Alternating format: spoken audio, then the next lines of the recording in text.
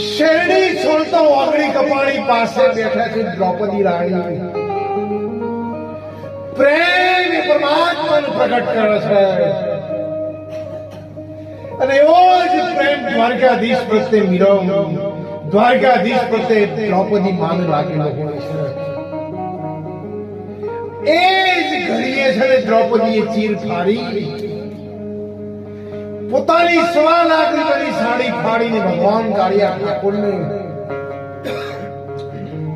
એ તકલી ઓગળીએ ભગવાન કૃષ્ણને ચીર ફાડીને બધો પાટો.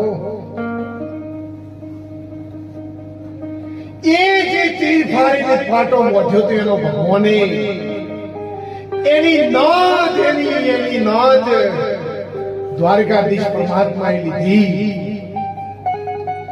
અને કૌરવ અને પાંડવોની ભરેલી સભામાં જ્યારે દ્રૌપદી અંતરના ભાવથી,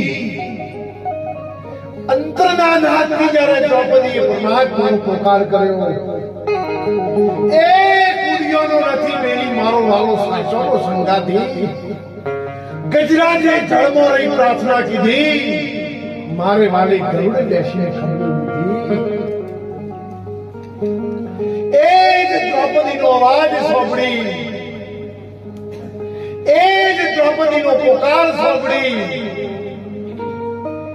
એ જ કૃષ્ણ કનૈયો જ્યારે 999 ચીર પૂરવા માટે જ્યારે કૌરવ પાંડવોની ભરેલી એ સભાની અંદર અંતરિક્ષ રૂપે અંતર્યામી સ્વરૂપે દ્રૌપદીનો ચીર પૂર્યો હતો.